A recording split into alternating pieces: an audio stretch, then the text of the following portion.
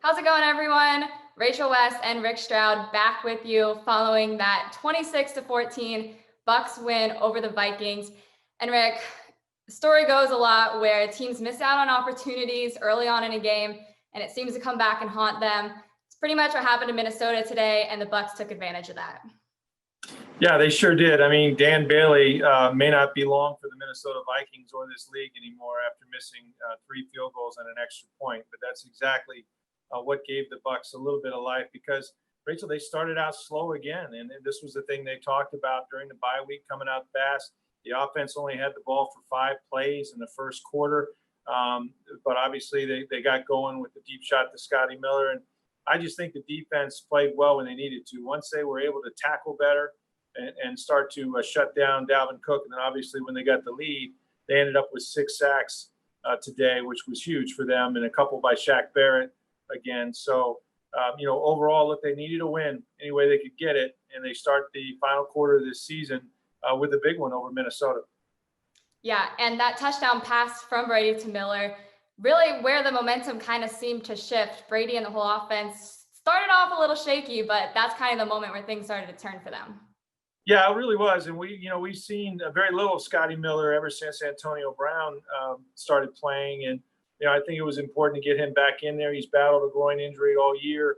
He wasn't even really the first or second read on that play, but the safety jumped sort of a dig route underneath, and he got left him one-on-one with the corner, and Brady just threw a perfect ball in there, and Scotty and him have had that connection pretty much all year. That's where their deep throws have come from. So.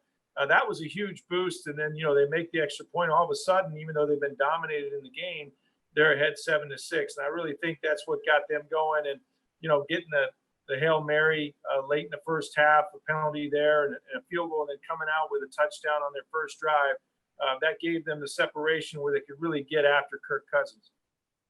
Yeah, they definitely might have caught a break there on the pass interference with Gronk. But going into today, we had talked about how Minnesota was their toughest opponent remaining on the schedule. Now that they've got that win out of the way, seems like in terms of the playoff picture, they're sitting in a pretty good position. Well, they are. I mean, they got 3 games left. 2 of them are against Atlanta, and that starts in Atlanta next week. The Falcons are very capable of even in their worst years of beating these guys. They split for the last few years, I think, and really, there's no easy games in the NFL. But this was the biggest one because now they have a tiebreaker over Minnesota.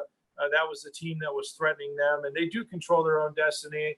Even if they win 3 out of 4, I think they're in the playoffs now because of that tiebreaker. So, they got to keep it going. I mean, seasons have momentum just like games like we saw today.